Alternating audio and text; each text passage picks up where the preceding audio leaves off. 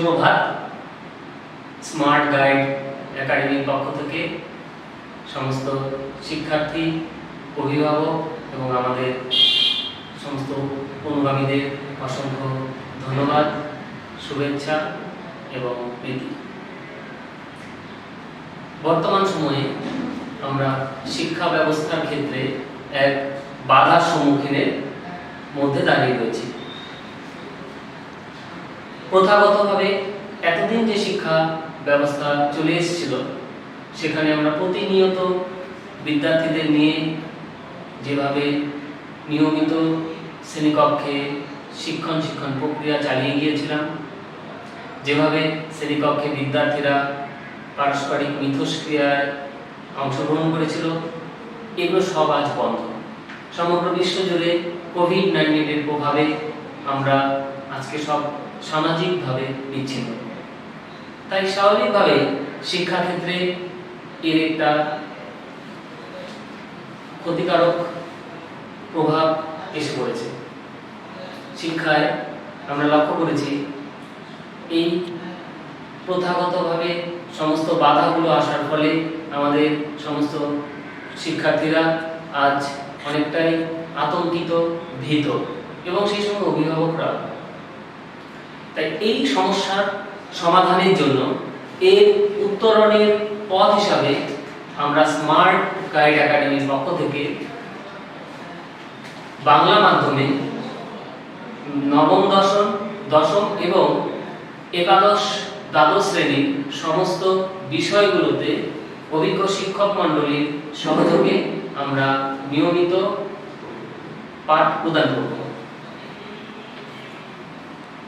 আমরা যেহেতু সামাজিকভাবে এখন সবার সাথে আগের মতো মিশতে পারছি না, আমরা নিয়মিত বিদ্যালয়ে যেতে পারছি না, নিয়মিত আমরা সহপাঠীদের সাথে একত্রে হতে পারছি না, তাই এই সমস্যা দূরীকরণের জন্য অনলাইনের মাধ্যমে আমরা আমাদের অধ্যয়ন চালিয়ে যাব।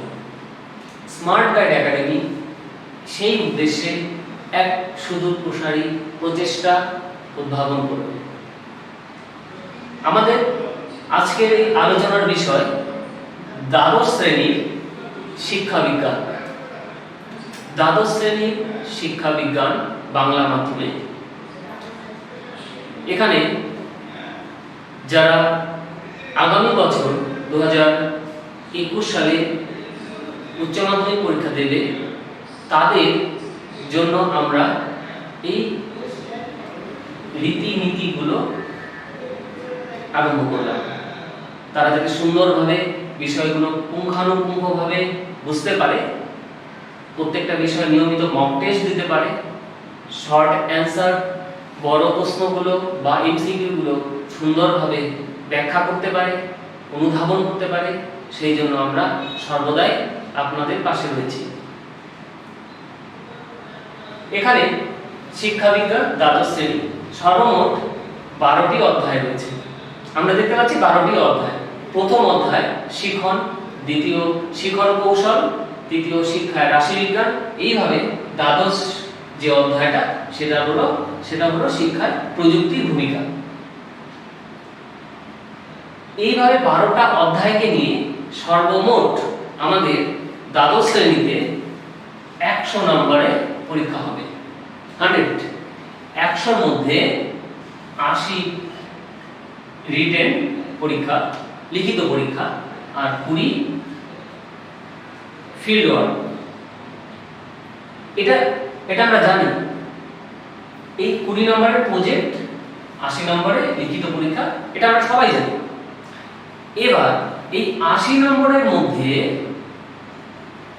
আমাদের প্রশ্নগুলো হবে 24টা প্রশ্ন এমসিকিউ, মাল্টিপল চয়েস কোশ্চেন 24টা। ডেসক্রিপটিভ টাইপের প্রশ্ন থাকবে 40 নম্বর, আর 16 নম্বর থাকবে শর্ট অ্যান্সার। তাহলে কি দেখতে পারলাম যে 80 এর মধ্যে 24 এমসিকিউ, 16 শর্ট অ্যান্সার আর 40 এসে টাইপ কোশ্চেন বা ডেসক্রিপটিভ টাইপের কোশ্চেন। এবার এই টোটাল 80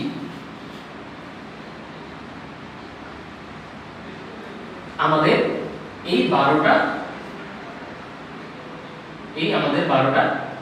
সাবজেক্টের 12টা অধ্যায়কে নিয়ে আমাদের 80 নম্বরের আমাদের আলোচনার বিষয় আজকে। আমরা নিয়মিতভাবে প্রত্যেকটি অধ্যায় ধরে আলোচনা করব, ব্যাখ্যা করব, বিশ্লেষণ করব এবং তারপর আমরা একটা অধ্যায়ের শেষে নিয়মিত নোটস প্রোভাইড করব আমাদের বিদ্যার্থীদের সুবিধার জন্য।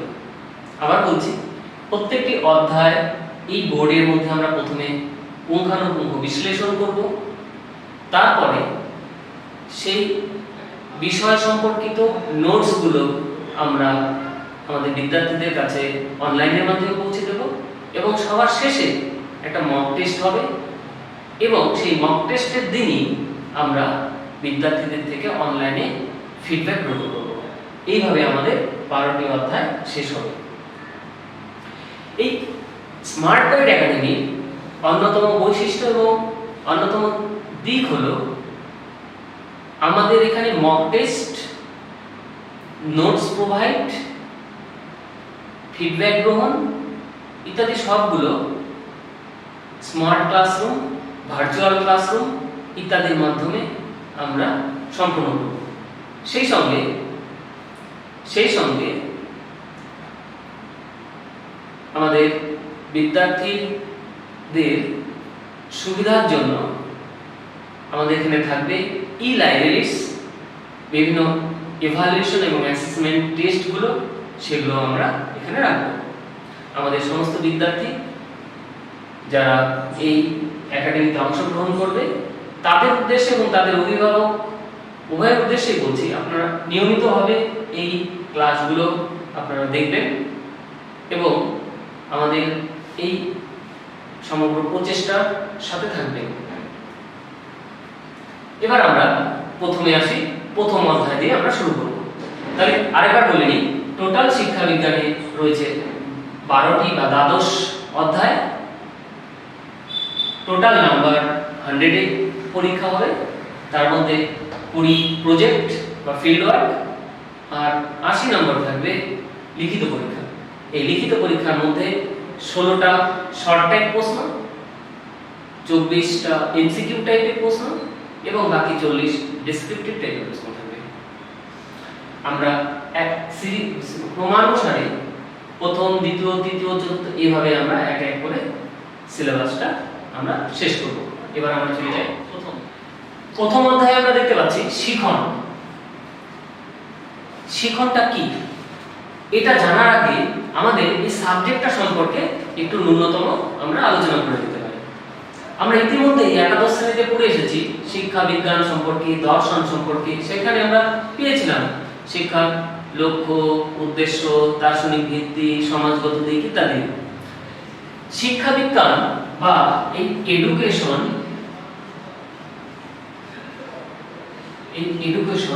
এটা একটা মাল্টিডিসিপ্লিনারি সাবজেক্ট, আন্তঃবিষয়ক, অর্থাৎ মাল্টিডিসিপ্লিনারি সিস্টেম, যেখানে বিভিন্ন সাবজেক্টের বা বিষয়গুলোর মধ্যে একটা মেলবন্ধন রয়েছে, একটা অনুবন্ধ রয়েছে, একটা সমন্বয় রয়েছে, সেটাই হচ্ছে এডুকেশন। তাই এটা মাল্টিডিসিপ্লিনারি সিস্টেম বা সাবজেক্ট।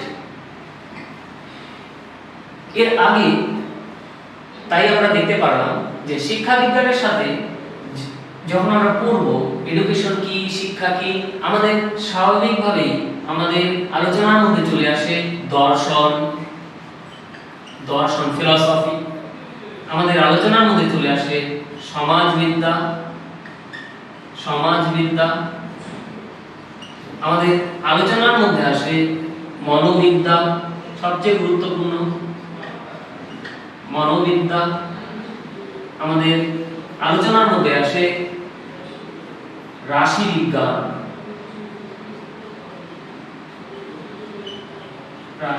বিজ্ঞান, এছাড়াও আমাদের এই সাবজেক্টের মধ্যে যখন আমরা সমস্ত কন্টেন্টগুলো আলোচনা করব, তখন দেখতে পারবো এখানে কমিউনিকেশন অর্থাৎ ইনফরমেশন অ্যান্ড কমিউনিকেশন টেকনোলজি বা বলতে পারি কিছুটা মাস কমিউনিকেশন, এর সঙ্গেও এই সাবজেক্টটার একটা মেলবন্ধন রয়েছে।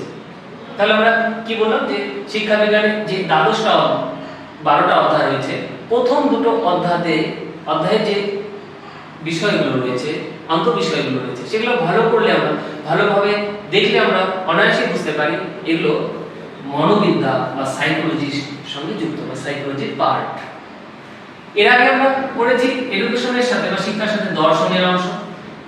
এই 12 অধ্যায়ের মধ্যেও একটা অধ্যায় রয়েছে সমাজবিদ্যার সঙ্গে যুক্ত, এখানে একটা তৃতীয় অধ্যায়টা রয়েছে রাশিবিজ্ঞানের সঙ্গে যুক্ত, এবং শেষ অধ্যায়টি রয়েছে প্রযুক্তিবিদ্যা বা ইনফরমেশন এন্ড কমিউনিকেশন টেকনোলজির সাথে যুক্ত। এইভাবে শিক্ষা বিজ্ঞান বা এডুকেশন একটি মাল্টিডিসিপ্লিনারি সাবজেক্ট বা মাল্টিডিসিপ্লিনারি সিস্টেম হিসাবে পরিচিত। ঠিক আছে, এবার আমরা আমাদের আলোচনার বিষয় শিখন। এখানে আমরা চলে যাব। শিখন আলোচনার জন্য আমাদের বুঝতে হবে যে শিখনের সাথে এডুকেশন বা টিচিং এর কোথায় যোগ রয়েছে, কোথায় সমন্বয় রয়েছে। শিখন কিভাবে ব্যাখ্যা করা যায়, এর সুনির্দিষ্ট সংজ্ঞা কি, এই নিয়ে একদম সার্বজনীন একটা সংজ্ঞা কোন শিক্ষাবিদ বা মনস্তাত্ত্বিক চূড়ান্ত রূপে এখনো দিতে পারেনি। এটা নিয়ে একটা দ্বিধা রয়েছে এবং এটা একটা জটিল প্রক্রিয়া। বিভিন্ন শিক্ষাবিদদের, বিভিন্ন মনস্তাত্ত্বিকদের মতে শিখন বিভিন্ন রকমের। এটা খুব জটিল প্রক্রিয়া শিখনটা।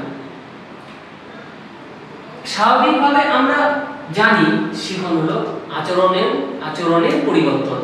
শিখন হলো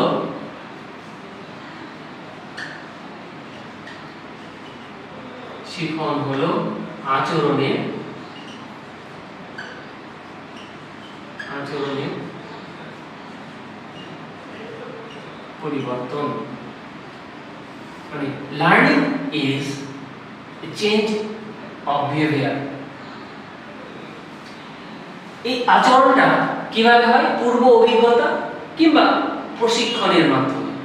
পূর্ব অভিজ্ঞতা এবং প্রশিক্ষণের মাধ্যমে আমাদের আচরণের যে পরিবর্তন, সেটাই হলো শিখন। এটা আমরা জানি সাধারণভাবে, কিন্তু বিভিন্ন শিক্ষাবিদ, বিভিন্ন মনোবিদ এই শিখন সম্পর্কে বিভিন্ন মত প্রকাশ করেছেন বিভিন্ন সময়ে। শিখন তখনই হয় যখন এর সাথে কতগুলো সম্পৃক্ত বিষয় রয়েছে, আমাদের সেটা জানা দরকার। আমাদের শিখন জানার আগে বৃদ্ধি, বিকাশ এই ধারণাগুলো আমাদের ভালোভাবে জেনে নিতে হবে। বৃদ্ধি যেটা গ্রোথ, বিকাশ, ডেভেলপমেন্ট।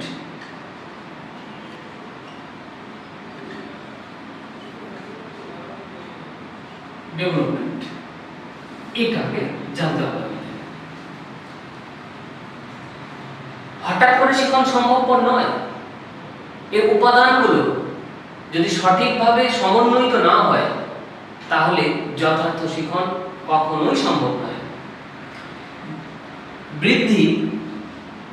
বৃদ্ধি হচ্ছে মনোবিদ্যার ভাষায় স্বাভাবিক যে ওজন এবং আয়তনের যে পরিবর্তন, অর্থাৎ পরিমাণগত যে পরিবর্তন, সেটাই হচ্ছে বৃদ্ধি।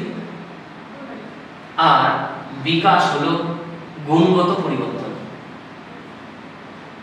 এবার প্রশ্ন উঠতে পারে, তাহলে শিখনের সময় বৃদ্ধি এবং বিকাশটা কেন প্রাসঙ্গিক আলোচনার জন্য?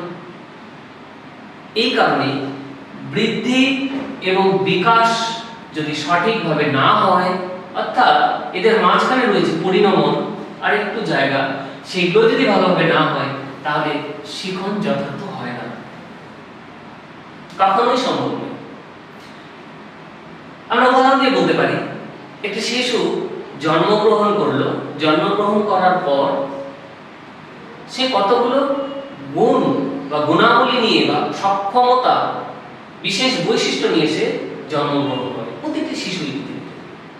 তারপর পরিবেশের সাথে অভিযোজিত হয় এবং ধীরে ধীরে ধীরে ধীরে ধীরে ধীরে ধীরে তার সেই গুণাবলী এবং বৈশিষ্ট্যগুলি প্রসার করতে থাকে। সামাজিককরণের মাধ্যমে করতে পারে, সাংস্কৃতিক বিকাশের মাধ্যমে করতে থাকে, এইভাবে শিখনটা বাড়ে। আর বৃদ্ধি হলো আমাদের দেহের ওজন, আমাদের দেহের উচ্চতা ইত্যাদিগুলো ধীরে ধীরে ধীরে বেড়ে ওঠা, পরিবর্তন হওয়া, এটা হচ্ছে বৃদ্ধি।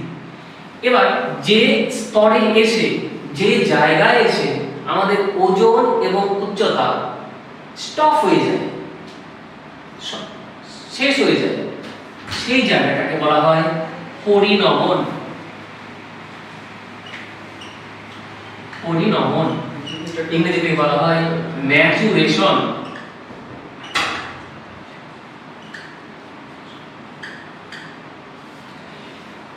ম্যাচুরেশন যদি সম্পূর্ণ সঠিকভাবে না হয় তাহলেও শিখন ভালোভাবে হয় না। ম্যাচুরেশন তখন হবে যখন আমার বৃদ্ধি অর্থাৎ ওজন এবং উচ্চতা পরিপূর্ণতা পাবে, তখন সেটা পরিণমন। এবার প্রশ্ন হলো, পরিণমনটা কি সকলের জন্য একইভাবে হয়? না, সম্ভব নয়। পৃথিবীতে এত কোটি কোটি মানুষ, প্রত্যেকটা মানুষের সাথে প্রত্যেকটা মানুষের সমস্ত বৈশিষ্ট্যের দিক থেকে আলাদা। এটা সাইকোলজিতে বা মনোবিদ্যার ভাষায় একটা টার্ম রয়েছে, ইন্ডিভিজুয়াল ডিফারেন্স, ব্যক্তিগত বৈষম্য। এই ব্যক্তিগত বৈষম্যের জন্যই পরিণমন ছেলেদের ক্ষেত্রে এক সময় হয়, মেয়েদের ক্ষেত্রে এক সময় হয়, স্লো লার্নারদের ক্ষেত্রে এক সময় হয়, প্রতিবন্ধীদের জন্য এক সময় হয়, বা পুরুষের বিভিন্ন সময় সময় পরিণমন আসতে পারে। তবে এটা একটা এভারেজ একটা সময় থাকে, পরিসর থাকে, সেই পরিসরের মধ্যে এগুলো চলে আসে। পরিণমনের উপর ভিত্তি করে আমাদের বিকাশটা ত্বরান্বিত হয়। কি সুন্দর সিকোয়েন্স! বৃদ্ধিটা যেখানে এসে শেষ হয়ে গেল সেটা পরিণমন। এই পরিণমনের পরে বিকাশটা আরো প্রসারিত হয়। বৃদ্ধিটা অনেকটা সংক্ষিপ্ত পরিসরে আবদ্ধ, আর বিকাশটা অনেক ব্যাপক পরিসরে আবদ্ধ। বৃদ্ধি একটা নির্দিষ্ট বয়সে এসে শেষ হয়ে যায়, বিকাশ আজীবন ধরে চলতে থাকে। বৃদ্ধি যেখানে এসে শেষ হয়ে যায় সেটা পরিণমন, আর পরিণমনের পরে বিকাশটা আরো ভালোভাবে ত্বরান্বিত হয়। এবার আসে আমার বিকাশ। এই বিকাশটা কি? এই বিকাশটাই হলো এই বৃদ্ধি। অর্থাৎ এটা বৃদ্ধি হচ্ছে বিকাশের একটা পার্ট বা একটা অংশ। বিকাশ সারা জীবন ধরে ঘটতে থাকে। কোন কোন বিকাশ? দৈহিক বিকাশ, মানসিক বিকাশ, শারীরিক বিকাশ, প্রাক্ষবিক বিকাশ, ভাষাগত বিকাশ ইত্যাদি। এখানে একটা প্রসঙ্গত উল্লেখ্য একটা জিনিস, বৃদ্ধি নির্দিষ্ট বয়সে শেষ হয়ে যায়, কিন্তু মানুষের দুটো জিনিস আর মৃত্যুর আগে পর্যন্ত বৃদ্ধি ঘটে। সেটা হচ্ছে নখ এবং চুল, যেখানে স্নায়ুতন্ত্রের অভাব রয়েছে সেটা আজীবন ধরে ঘটতে থাকে। আর এদিকে বিকাশ সেটা আমাদের সারা জীবন ধরে চলতে থাকে। এই বৃদ্ধি, পরিণমন, বিকাশ এগুলো শিখন প্রক্রিয়াকে ত্বরান্বিত করে। এই শিখন সম্পর্কে জানতে গেলে আমাদের আরো দুটো জিনিস জানা প্রয়োজন। এক,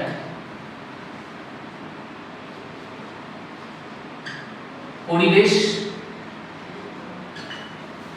আর দুই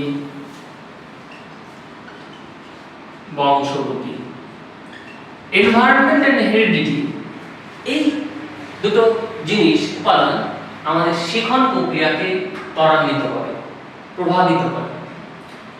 শিশু জন্মগ্রহণ করলো এবং তার বংশগতি তাকে শিখনকে প্রভাবিত করে। কিভাবে? পৃথিবীতে প্রতিটা মানুষে জন্মগ্রহণ করার পর তার অর্জিত নয়, অর্থাৎ সহজাত যে গুণগুলো সেগুলো সবার আলাদা আলাদা। প্রতিটা মানুষের স্নায়ুতন্ত্রের গঠন আলাদা, প্রতিটা মানুষের মস্তিষ্কের কাঠামো আলাদা, প্রতিটা মানুষের পরিবেশে মানিয়ে নেওয়ার ক্ষমতা আলাদা। যার যত বেশি মানিয়ে নেওয়ার ক্ষমতা, যার যত বেশি সমস্ত কিছু অনুধাবনের ক্ষমতা, সে তত ভালোভাবে কোনো একটা বিষয়কে শিখতে পারবে।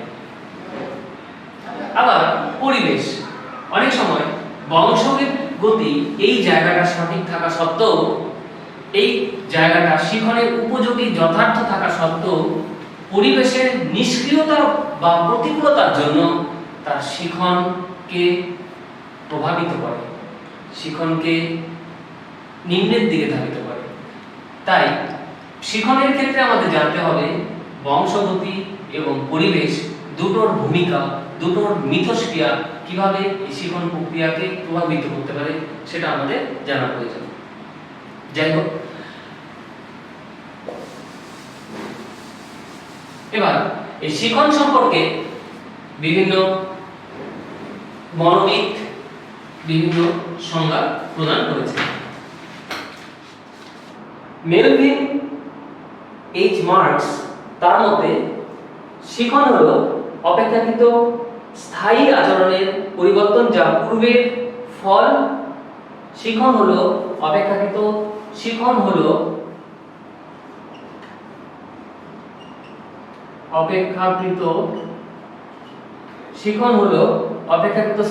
আচরণের পরিবর্তন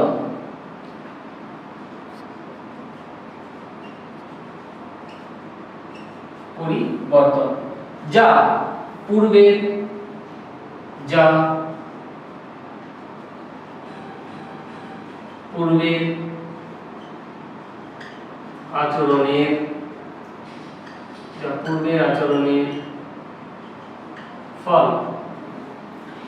এটা একজন মনোবিদ বা আমরা বলি যদি শিক্ষাবিদ, তার মেলভিন যে তার দেওয়া সংজ্ঞা। শিখনটা হলো স্থায়ী আচরণের পরিবর্তন। আমাদের যে আচরণটা, সেই আচরণটা সময়ের সঙ্গে সঙ্গে পরিবর্তিত হয়ে যাচ্ছে, সেটাই হচ্ছে শিখন। এবার এই যে পরিবর্তন হয়ে যাচ্ছে, এটা একটা কারণ ছিল, সেই কারণটা এখন নয়, সেই কারণটা অবস্থান ছিল পূর্বে, আগে যে কতগুলো কারণ, সেই কারণের জন্য এই আচরণটা, তখনকার আচরণটা আজকের এখন এই অবস্থার আচরণে পরিবর্তিত হয়ে গেল। দ্যাট ইজ কল্ড লার্নিং, শিখন। এই প্রসঙ্গে একটা বলি, টিচিং আর লার্নিং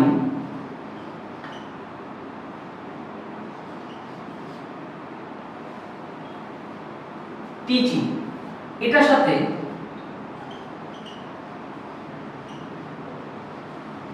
লার্নিং এর পার্থক্য কোথায়? টিচিংটা মূলত যে ট্রেনিং দেওয়া, যেটা শিক্ষণ প্রদান করা, শিক্ষা দেওয়া, বোঝানো, সেটা হচ্ছে টিচিং। এটা এখানে শিক্ষক যুক্ত থাকে। আর লার্নিং এখানে আচরণের পরিবর্তন ঘটে, এখানে শিক্ষার্থীও যুক্ত থাকে, শিক্ষকও যুক্ত থাকে। এইভাবে টিচিং লার্নিং আমাদের এই সমগ্র প্রক্রিয়াটাকে সামনের দিকে এগিয়ে নিয়ে যায়। স্টপ করো।